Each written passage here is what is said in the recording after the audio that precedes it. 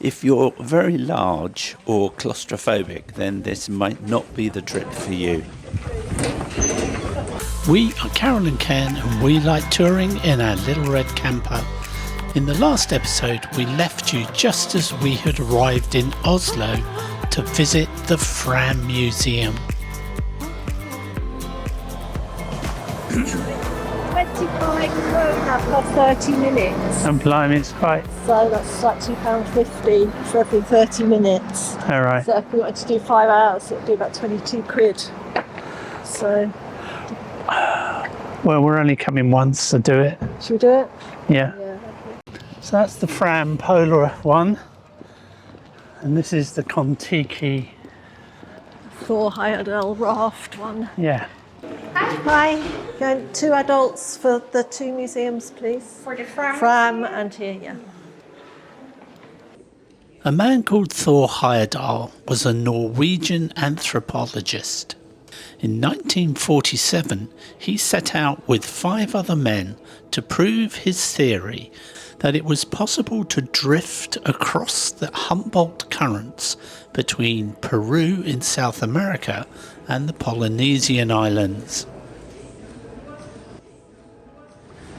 So imagine spending 101 days living on this raft. It's incredible, isn't it? Yeah. It's far more substantial than I thought it would be. Yeah, much bigger than I thought. Yeah. The raft was called Kon-Tiki, and it was built out of 9 giant balsa wood trees, bamboo and all sorts of other materials. Trees of sufficient size were only available deep in the jungles of Ecuador. So Heyerdahl and another crew member called Herman Watzinger went into the jungle, cut them down and floated them down the river to the sea. Thor Heyerdahl, where did he sail from? From Norway all the way to Peru. to Peru. Wow, what a journey that must have been. So we got the route completely wrong. Oh dear. He sailed with a crew of 5 men Yeah. from Peru to the Polynesian island. Experts at the time warned the men that the journey would be impossible. They said that due to the rough nature of the waters in that area, the raft could only last for a maximum of 2 weeks. The experts were convinced that the ropes would chafe and finally break. What actually happened though is that the ropes ended up wearing grooves into the logs, and that actually protected the ropes. On the 7th of August, the raft struck the reef on the island of Raroya. They had sailed for 101 days, thus proving that Thor Heyerdahl was right in his assumption that it was possible to make the journey. Also in the museum is another boat called the Ra 2, and this vessel is built of reeds according to Heyerdahl's perception of an ancient Egyptian seagoing boat. Heyerdahl sailed Ra 2 from North Africa to the Caribbean. We're into the Fram Museum now. Got to get a bit of a wiggle on, otherwise we're not going to have much time, are we? It's lunchtime and my eye was caught by this sign. Note that it says it looks better in real life.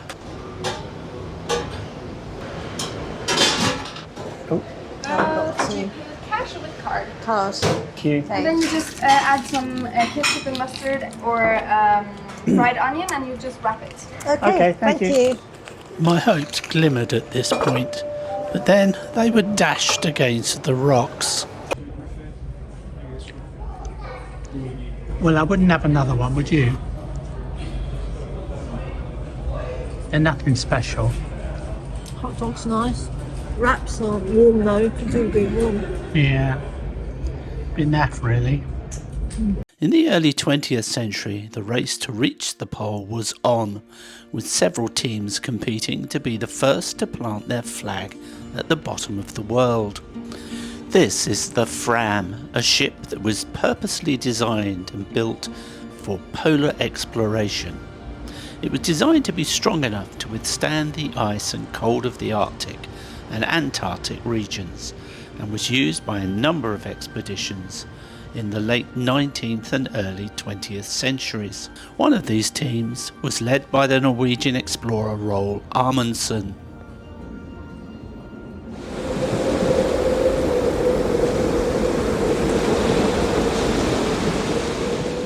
On October the 20th, 1911, Amundsen and his team set out from the Bay of Whales on the Ross ice shelf, determined to be the first to reach the South Pole. The journey was not easy, as the team had to contend with extreme cold, storms and difficult terrain. But they persevered, and on December the 14th, 1911, they finally reached their goal. And personal cabins. The two larger aft cabins, although small. Amundsen's expedition was the first to successfully reach the South Pole, beating the British explorer Robert Falcon Scott, who arrived at the South Pole a month later, but did not survive the journey back.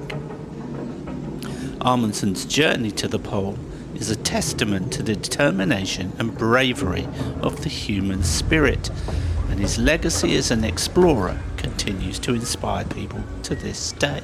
The Fram was designed by a man called Fridtjof Nansen. He had a plan to float the Fram across the North Pole.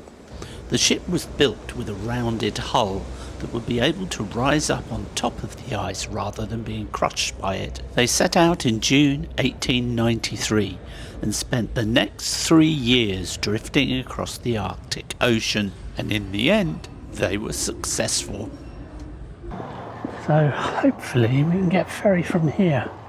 That's the fort, Askehus, but then the city hall looks like it's quite a way out then. As you can tell, we haven't done much planning for this. We thought we were just going to visit the museum. You can get a ticket for all day on these ferries for 92 NOK. And if you buy a one-way ticket, that's 68 NOK if you buy it on board, and I think 58 NOK if you prepay online. So common sense says we've got to get the 98, doesn't it? Yeah, because we've got to come back, yeah. Yeah. Hi. Hi. This ferry will take us into the heart of Oslo, which is the capital and largest city of Norway. Go wherever you want. One of the most famous landmarks is the Opera House, and there's also the Vigeland Sculpture Park. We haven't got a lot of time, so it's just going to be a brief walk round. Up and down a bit. Because I'm looking at the horizon, else that hot dog will be quick back. Yeah, that hot dog was just awful. Don't remind me of it. Two return tickets. Yes, 2 adults. Yes. I look so young, she has to ask. Here you go. Yes. Thank the Lord the card worked. It would have been embarrassing with all these people here. Very good, isn't she? Yes, very. Very Yeah. good member of staff. Although we got the other ferry here. That must be the Akershus Fortress, the one that that film Frozen was based on. Frozen. You know, The cartoon. one. Yeah, you know the one with Anna and Elsa, is it? Oh yeah, of course. Yes. I think you've seen it. I have seen it actually. It's a cracking documentary. Okay. Okay, so it's by the museum's one. Yeah. Oh, here, you wait here, look, big door. All right.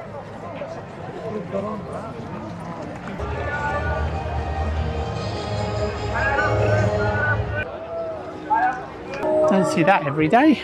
Untuned bell. The Oslo Marathon is an annual event, typically taking place in the fall. It attracts thousands of runners from around the world. We have some nice prices for you. Bringing it up to Kongsberg. We seem to make a habit of arriving in cities when the marathon is on. This happened to us in New Zealand. I'll post a link to that video at the end of this one. We're in search of a kebab. Everything's on a grand scale, isn't it? Yeah. You make it up these steps. Yep. We sometimes get a bit of flack over what we choose to eat in these videos. Our intention is not to try and recommend things to you to eat. We choose to eat what we fancy, regardless of where we are in the world. Have you got the spicy sauce? No. Oh, right. Well, that was messy as hell, but it was really tasty. What do you reckon, Charlie? Oh, it's deliciously tasty. I haven't made too much of it.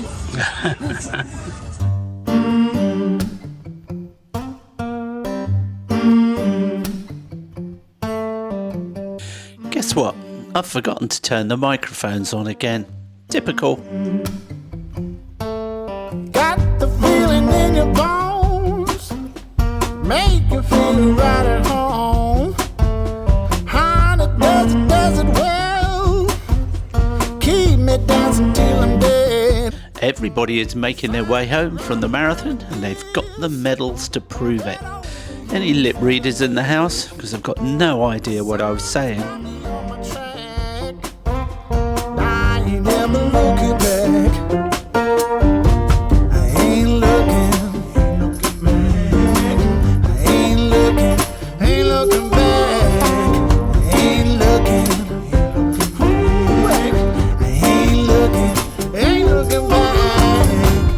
When we finally saw the crowds, we got a little bit concerned. Are we going to make our ferry back to the car?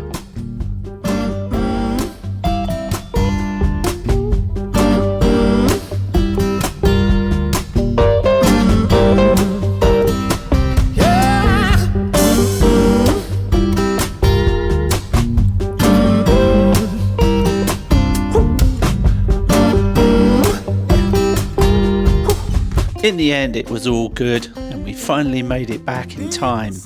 We got a chance to pet this beautiful dog, but he didn't really want to know me. Ruled by the laws above, nature shows me, makes me taught. We're the last ones here, and the They do parking come and attendants check. just turned up. Yeah. First time I've seen scooters with lights on.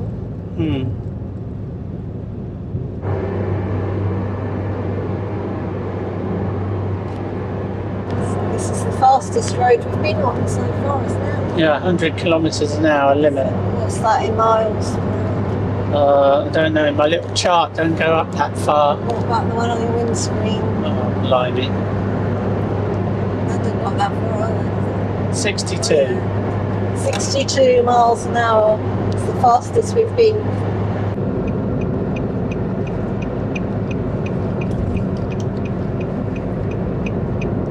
Very sharp. Cycle round.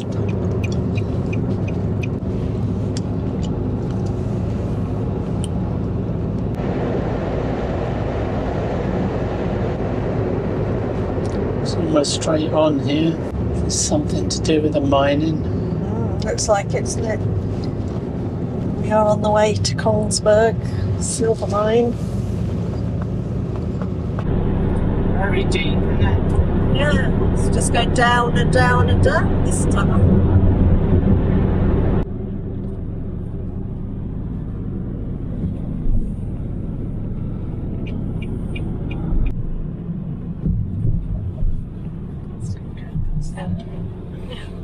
Real campers there. Parking, no waiting over 24 hours. We didn't really fancy camping there, so we pushed on further up the hill.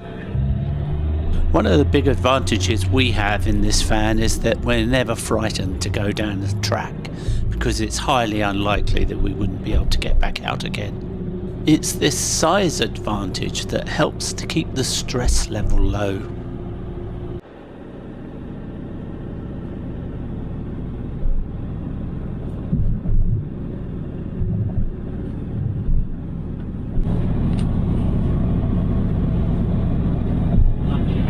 Very nice houses.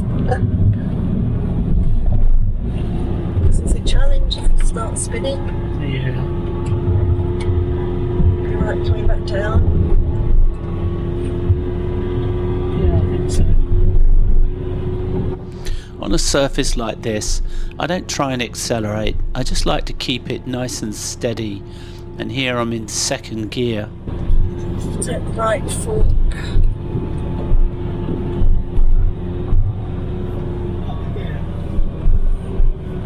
Just up there. This is the quietest spot we've had, I think. What is In this this? forest. The second. We don't know anything about it yet, do we? Okay, well, let's turn the chair around, pop the roof, and chill out, have a cup of tea. And just like that, the comfy chair is ready. All yours.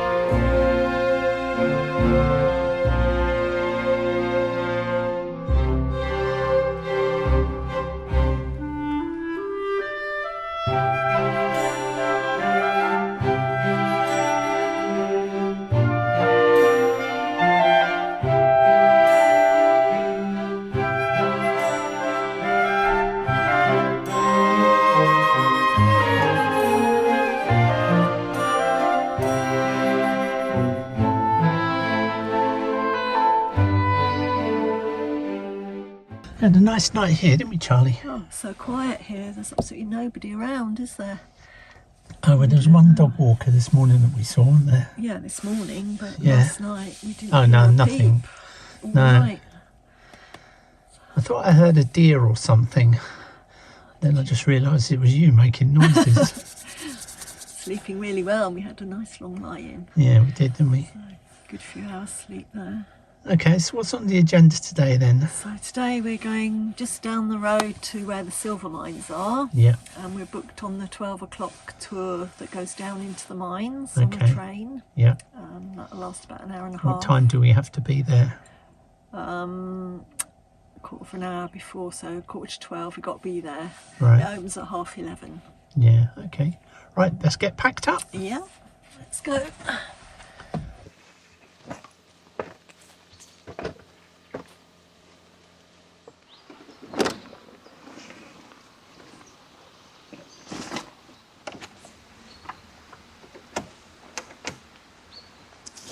We're using this big hold all now, aren't we, to hold all the stuff that would normally be separate.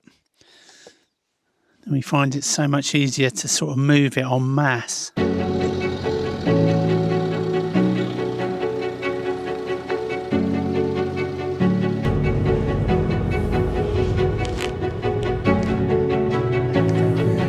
We've got a really steep gravelly track coming up, haven't we? Yeah. Let's go slow. See what it's like to brake. Skidding. It's fine. Oh yeah. So I wonder what it's going to be like down this mine, whether it's, big open spaces or tight and cramped. Is it on the train or do we walk in, A part of it's on a train for sure. They say to wrap up warm because it'll be very cold, but I think it's about 6 degrees. So it's not too bad. But they make you wear helmets as well, I think. So it might be quite low ceilings. Exciting to see. Yeah, I remember this really steep bit coming up. Yeah. A bit, wasn't it, on the tyres? Yeah. And then you've got to go sharp right when you go onto the railway. Colours are coming out now. Yes, what a beautiful day for a walk. Here's another couple who like to hold hands when they're walking, just like us. Here we are. Looks like someone spent the night in the car park. Several people. Yes, yeah. So at least we won't be the only ones on the tour. So you're allowed to stay here for 24 hours.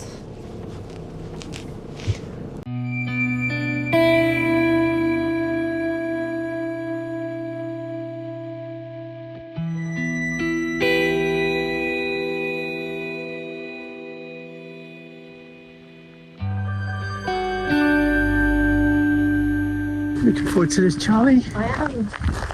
It's very interesting. We're going to be going on a train that takes us 1.4 miles into the King's Mine, which was the largest mining operation until 1958. And the mines were in operation for 335 years, continuously mining. And they extracted a total of 1,350 tonnes of silver.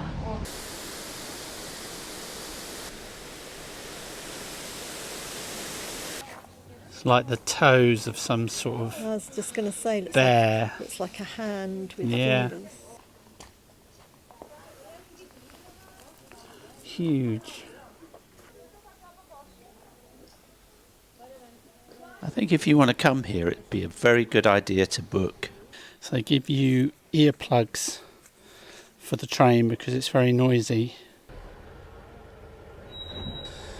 This little diesel engine is what's going to be pulling us into the mine.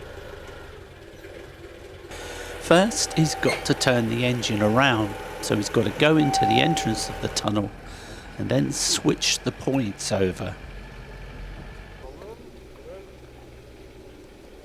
It's all highly technical stuff. Now we're on the right track, he can hook up the carriages.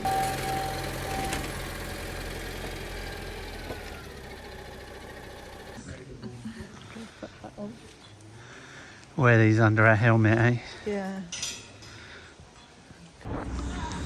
Which one is ours? Number 7. You don't have any windows, do you? So, unless you're sitting opposite the door, you won't be able to see out. Engelska och norsk, ikke sant? English and Norwegian, right? Yes. I'm gonna tell you some security information. Norwegians understand good English, no problem. I can translate it later, but if you have any questions, but very fast. The trip inside the mine is gonna take around 15 minutes. Very important, when you sit in the wagons and we start the trip, don't open the door to take a picture, don't put a finger outside, because some places the tunnel is very narrow, so don't do that.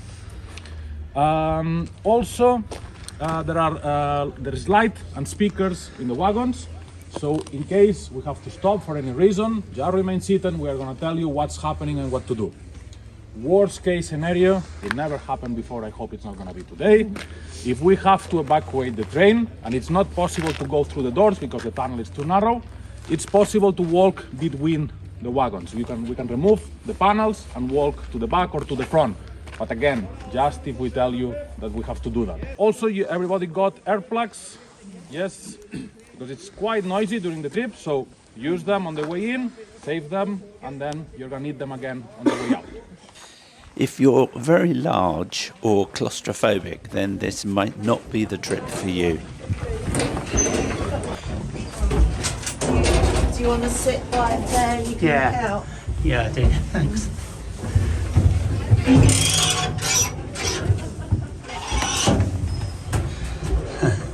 Seat's cold. Seat's cold, isn't it, Charlie? Yeah. Tune in next week and we'll show you what it was like in the mines. It was well worth the trip.